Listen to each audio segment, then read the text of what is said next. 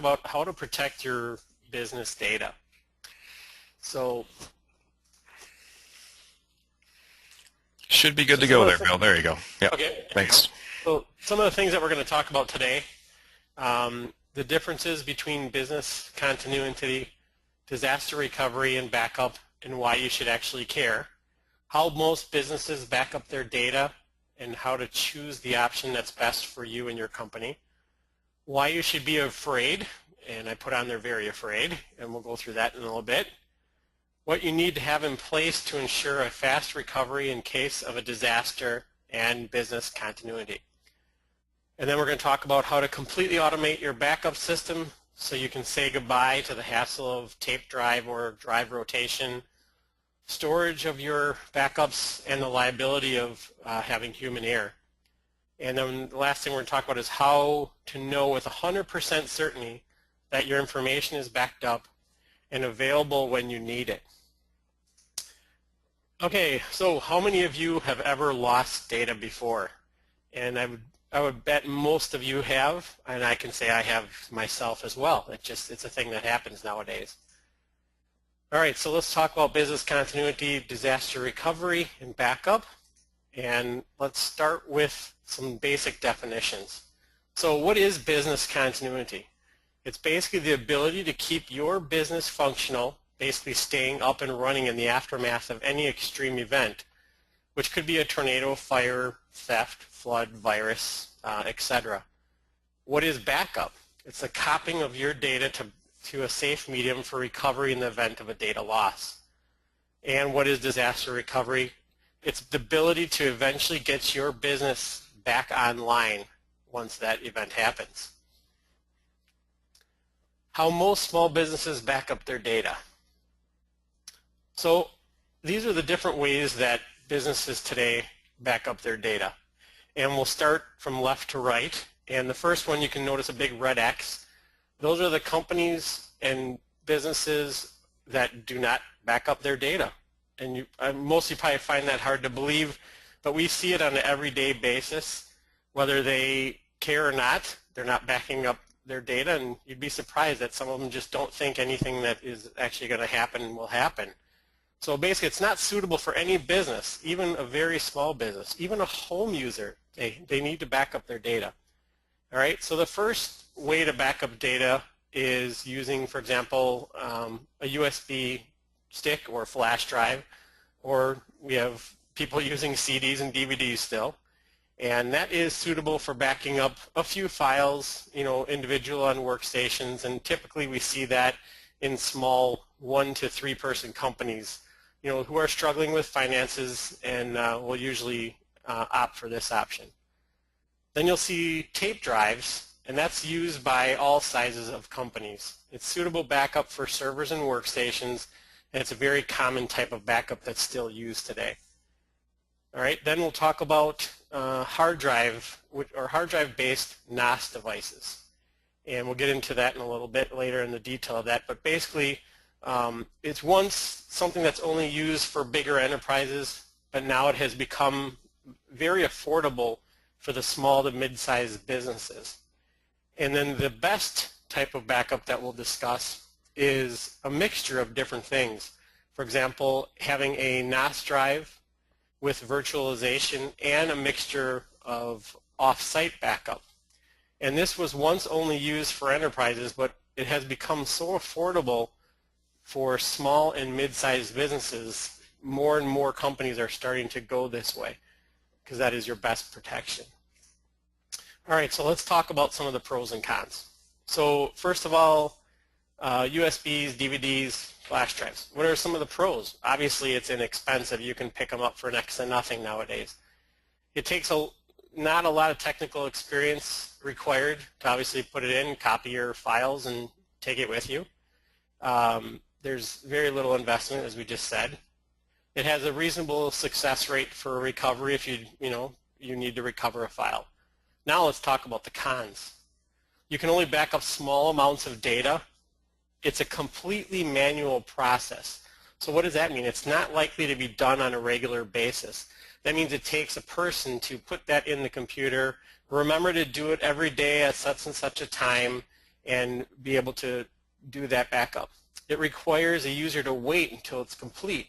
So for example, if you have an employee at the end of the day that their job is to back up the data, and well, let's say it's 5 o'clock, well, they're in a rush to get home. Do they really want to sit there 20 minutes to half an hour while that is backed up? The other thing that's a con is that data, when you're backing it up, is not verified. You're copying it there, but there's nothing ever checking to make sure that it's actually copying data that is good and that it actually completed the copy. The other con to it is it can be lost or stolen if you take it off site. All right, so let's talk about the next thing, and that would be tape drives. So the advantages of tape drives is they can back up large amounts of data. The hardware and software nowadays is pretty relatively inexpensive. Usually the least expensive method for larger amounts of data. The backup process is automated. You just have to remember to take the tapes out and put the tapes in. And it is capable of doing a bare metal restore with additional software. And I'm just going to stop for a second and talk about what is a bare metal restore, because you're going to hear that throughout the presentation. A bare metal restore is, for example, let's say your computer crashed and your hard drive crashed. You can take a bare metal restore, which means you can take your backup and completely restore everything from the operating system to all your data files to exactly the way it was from the previous night before if you did a backup. So some cons of tape drives. It's a very manual interaction. Again, you have to rotate the tapes, and you'd be surprised how many customers that we've come across who've had the same tape in the drive for years, or some of them didn't even realize the tape had popped out and never even checked it.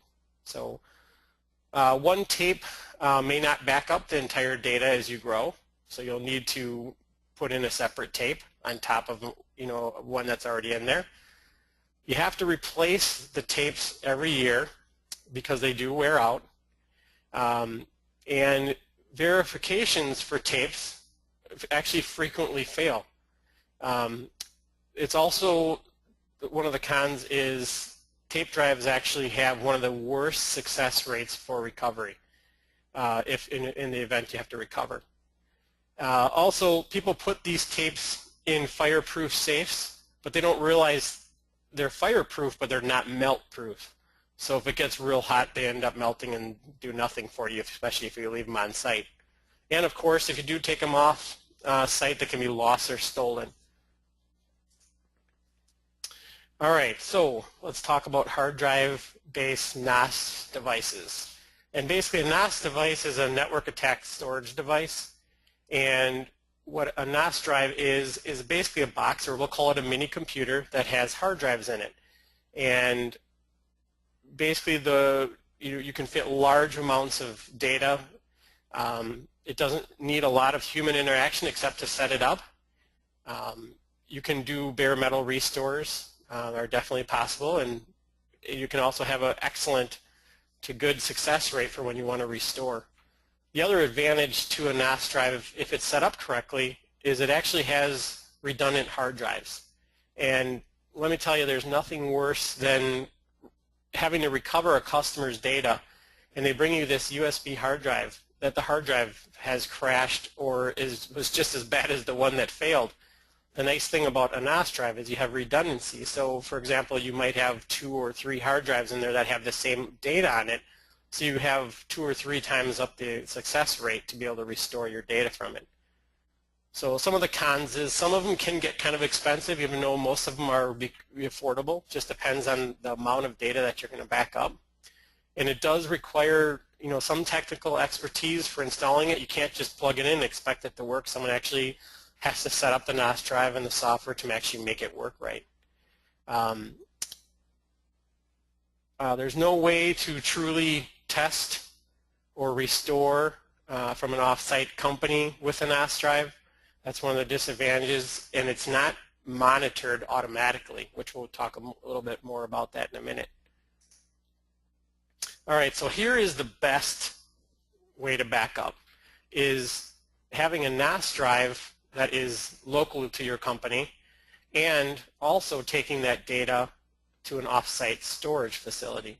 So for example, you can have all of your data on your NAS drives, and most of your recoveries, if a person deletes a file, you'll be able to pull from that NAS drive and recover that. But if a disaster happens, then you also have your data that's taken completely off-site. So you have two ways to get your data. Some of the pros is there's no human action required. You can, again, back up large amounts of data. Bare metal restores are possible. Allows you for a disaster recovery plan, and it has the best success rate for a restore. Some of the technical or cons is technical expertise is definitely required for install and maintaining it to make sure everything's working properly. There is a monthly investment that is required for the off-site backup, and not all devices have the ability to check data integrity, so that's an important thing to look at too, to making sure you're actually getting data that's worth restoring when and if the time ever comes. So, all right, so disasters that can happen and do happen. So let's talk about some of the data loss statistics. So for example, at a study that was done, and this is still pretty current today, is hardware, 44% of data loss comes from hardware failures. So for example, hard drive failures are the most common thing, and I don't care if it's an older hard drive or newer hard drives, and to me, newer hard drives I think are getting less reliable than the older hard drives. So you can't count on it. You can get a power surge from lightning that destroys your equipment. We've seen that time and time again with not the proper surge protection, and even if you do, that's not necessarily going to protect you. 32% has human error. So you have people that are accidentally deleting data, and I can tell you this is a daily occurrence. If you're managing many different companies like we are, we see it constantly. You could have a disgruntled employee or salesperson moving to a different company that basically wants to delete data on you. And you can also have hardware theft. And this is something that happens all the time as well. Then you have 14% of data loss can occur from a software problem. So for example, a data corruption due to a program crash, and we're all familiar with this, is security patches causes software to stop functioning correctly. And this is something that is growing rapidly because there's not as much testing going on. Basically, the public becomes the testing facility. So there's definitely more things that are causing problems with security patches, especially Microsoft security updates. Then, of course, you have viruses, which is another issue.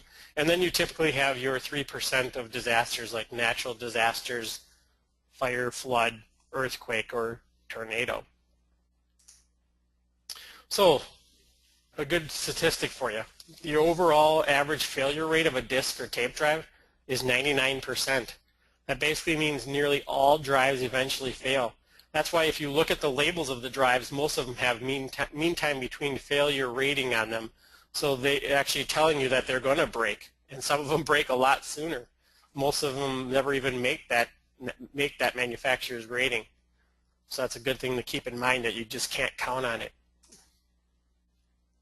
All right, so let me talk about two different client case studies just to give you an example of a disaster that could happen.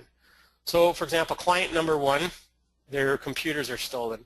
So basically the theft occurred on a majority of the company machines, including the server. They were doing backups, which was great, but the thieves took the backup drive and the backup tapes that were there, so that didn't help them. They had to call their customers to ask for payments on invoices because they didn't have any more company data to rely on. The company made it about 6 months before they closed their doors because they could never recover from this. Client number two, their server was hacked. A user exposed the company to CryptoLocker. All the data on the server was encrypted and held for ransom. And if you don't know what CryptoLocker is, you should. CryptoLocker is a very serious virus that's going around right now, and what it does is it locks your files and encrypts them. The only way to get it back is either you have good backups or you have to pay ransom, as this company did, is they had to pay the ransom for their files to be unlocked because there is no way to unlock the files. There's no way you can figure the encryption out. So basically in this scenario it costed them thousands for the days they were down, and they could have easily lost everything if they never got the key to unlock their data.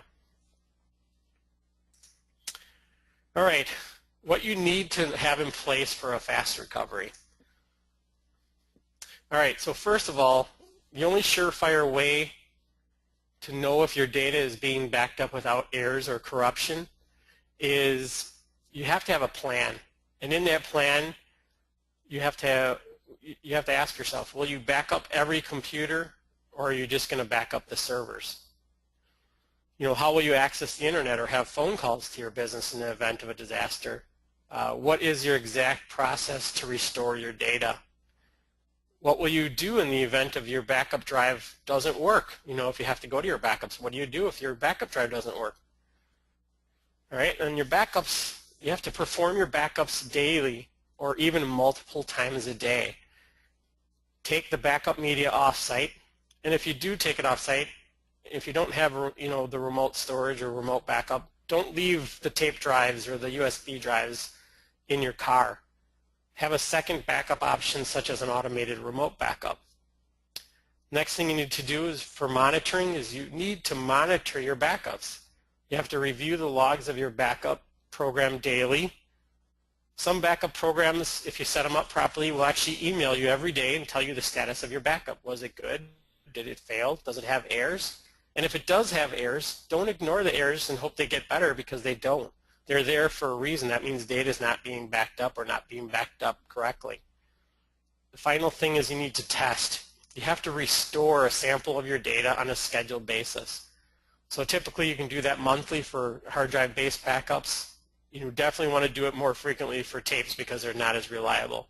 And then do practice fire drills at least once a year, knowing that you can survive if something happens, and that's the time to do it, because you can find things that don't work and basically put that in your plan. So that's a better way to go. All right, so let's talk about the cost of data loss and downtime. So here's, for example, downtime costs. Small businesses lost on average more than $55,000 in revenue due to IT failures each year.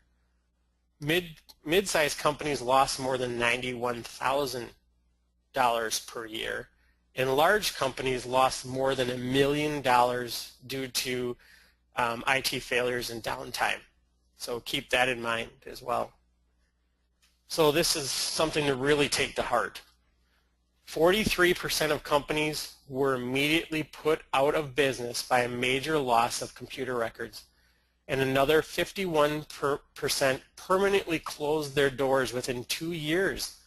So that leaves a mere 6% survival rate. So that should definitely scare you into doing proper backups and having a disaster plan ready to go. So basically, you can eliminate the risk and hassle of tape and USB backup finally and forever. I want to introduce you to what we do for our customers, and hopefully you can apply that to your company as well. So first of all, what you need to have in place for a fast recovery, you got to have a NAS drive. So you can back up all your servers and you can back up your workstations. It makes the most sense today. It's the most reliable. The next thing you need to do is, for example, what we do is we actually virtualize all of our customers' servers. And most of the software today that's out, if you get good stuff, will be able to do that. And well, what does that do for me is, for example, if one of your servers crashes, you can actually take that virtualized backup and virtualize it on another machine and actually have it back up and running temporarily on another machine while you recover that other server. And that, that is second to none in keeping your business running. The third thing is kind of an all-around solution, which, if you can do it, makes the most sense, is you basically have a NAS drive that is backing up all of your stuff. And of course, if you can virtualize, that's great, and that's even better. But also take that data off-site to an off-site backup facility. So let me give you a client success story, two different ones, if you apply the proper backup solution. So for example, here's one with a server failure. The main file server crashes. You can virtualize the server within 2 hours, and they're back up and running. You replace the server and the image server with all the changes since the crash. So basically you have 2 hours of downtime from a complete server crash. A server upgrade. Client was outgrowing their server and it was performing very slow. Ordered in a new, faster server. You image the server onto a different hardware. No settings were changed. The only thing they noticed was everything was really fast. What does this mean? No downtime, and basically a lot smaller bill for the customer and also your company as well. So here's 9 reasons why you need to replace your current backup solutions with one that like we offer our customers. First, you have far more reliable than tape backups or USB. It's fully automated. It's monitored 24/7, 365. So for example, if your backups are failing or if there's errors, no one at your company has to pay attention that it's happening because the person that's in charge of it, for example, like our company, we monitor our customers' backups for them. So we get reports every morning, and if there's a problem, we address it ourselves. We don't wait for someone at the company to do it for them. It also backs up open files, which most backups programs, if they're decent, can do. So you don't have to have customers out of everything. You can have them working on their data, and some companies are open 24 hours a day, so that's an important feature to have. You have daily verification your backups are good, again with the reporting. You also have the capability to do virtualization, and one of the newest things that we've rolled out this last year is, for example, we're taking not only virtualizing on-site, but now we're also virtualizing off-site. So for example, let's say a tornado as a form of disaster came and wiped your company off the map.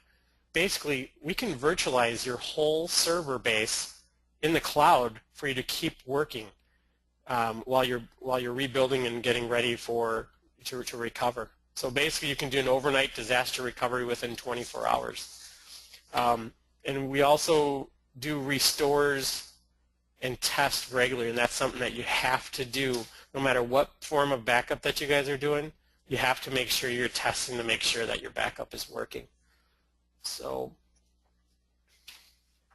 now we got questions, and hopefully I can answer for you, or if you need more detailed answers, I'd be happy to talk with you after the webinar. So.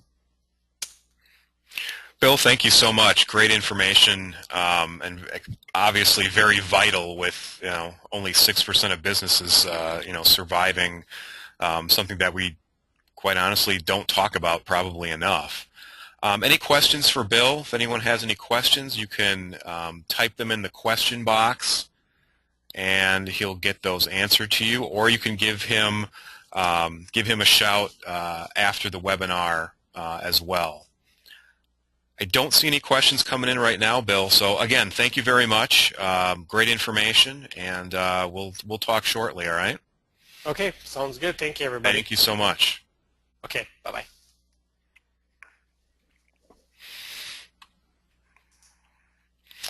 All right, so we have some other webinars coming up here that I would like to point out. Our next webinar in January, just in time to save your New Year's resolution, features Antonia Nelson of Green Bay Myofascial Release Therapy. She will present how to keep stress from eating you for breakfast, lunch, and supper. And in February, Patrick Katowski of SLK Finance will share secrets to business financing success. And then in March, we'll learn how to foster a culture of innovation and creativity. And in April, how to develop and profit from a culture of wellness. You can register for our workshops, certificate programs, and all upcoming webinars at uwgb.edu/SBDC. We also have several past webinar recordings there on sales, marketing, business ownership, and leadership. In closing, I would very much like to thank Bill Perceau of Pros for Technology, Mickey Noon and Tim Bino at First Business Bank, and Michael Wentworth of TMR Associates. And thank you all for attending. Now, go protect your business data and have a happy new year. This concludes our webinar. Goodbye.